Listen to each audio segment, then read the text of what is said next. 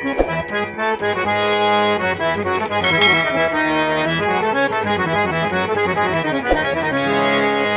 गा पा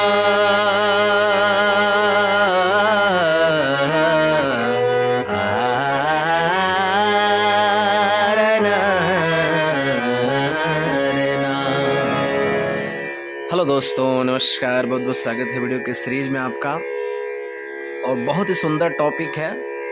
क्या है इसका मतलब कि कलाकार अगर बनना है जीवन में तो संगीत पहले खुद के लिए सीखिए, फिर दूसरों के लिए सीखना और दूसरों को सुनाना और बाकी दुनिया में जाके अपनी प्रतिभा को फैलाना। इसका मतलब क्या है, कैसे इस चीज़ को गहराई से समझ सकते हैं, इसको ज़रूर समझिए। वीडियोज़ को पूरा ज़रूर देखिए। चैनल पर नए हैं तो ज़रूर सब्सक्राइब करिए, शेयर करिए, लाइक करिए और ज्वाइन बटन को ज़रूर ऐड करिए सभी लोग, ठीक है। एक कलाकार क्या होता है? एक कलाकार मस्त मौला, क्या कह सकते हैं कि कलाकार क्या होता है? मस्त मौला होता है।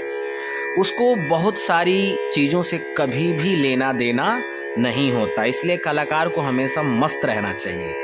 जो मस्त रहेगा वो फिर दूसरों को मस्ती दिला सकता है और दूसरे के अंदर मस्ती पैदा कर सकता है। और जो खुद ही मस्त नहीं है और खुद ही मस्ती में नहीं है, खुद ही आनंदित नहीं है, वो फिर दूसरों के प्रति वो क्या ही करेगा। क्योंकि कलाकार को बहुत सारे लोग सुनने आते हैं। एक गायक आता है, एक म्यूजिशियन आता है जो अच्छा प्ले करता है, जो अच्छा गीत गाता है, जो अच्छा मनोरंजन करता है। एक संगीत की ही चैप्टर में एक है कि लोगों का मनोरंजन करना, ठीक है। ये भी एक कला का पार्ट है। तो वो कैसे, जब वो खुद ही मनोरंजन में नहीं रहेगा, खुद ही मस्त नहीं रहेगा, तो फिर वो दूसरों को कैसे मस्त करेगा। तो मेन से है कि आप संगीत सीखिए। तो संगीत के साथ पहले खुद को आनंदित करने की कोशिश करें।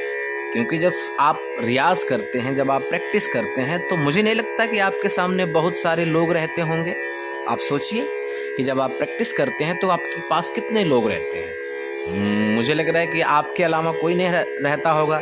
क्योंकि रियाज प्रैक्टिस एक ऐसा पार्ट है कि वहाँ पे सब लोग बैठ ही नहीं पाएंगे, कोई सुन ही नहीं पाएगा आपका रियाज।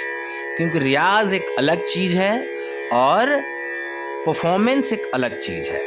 समझ में आ रहा है? 10 लोगों को बैठ के सुना रहे हैं कुछ, या बहुत सारे लोग, लाखों लोग आपको सुन रहे हैं उसमें, और जब आप प्रैक्टिस करते हैं उसमें बहुत बहुत बहुत अंतर है।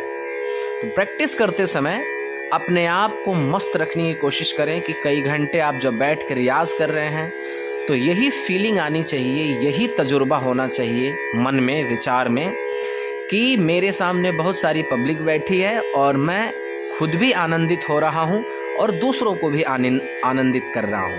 तो इसके साथ आता है कि आपके अंदर भाव प्रकट हो, गीत के प्रति भाव प्रकट हो, अपने शब्दों के प्रति भाव प्रकट हो, जो आप गा रहे हैं, जो स्वर आप ले रहे हैं उसके प्रति भाव प्रकट हो, और आप एक अच्छे से प्रेजेंटेशन कलाकार बनने की कोशिश में हमेशा लगे रहें, ठीक है। ये नहीं कि एक आपका एक कोई शो आपका अच्छा चल गया, उस दिन से हमारा दिमाग इधर उधर हो गया, नहीं, उसके बाद आपको और ज़्यादा मेहनत करनी है, ठीक है ना।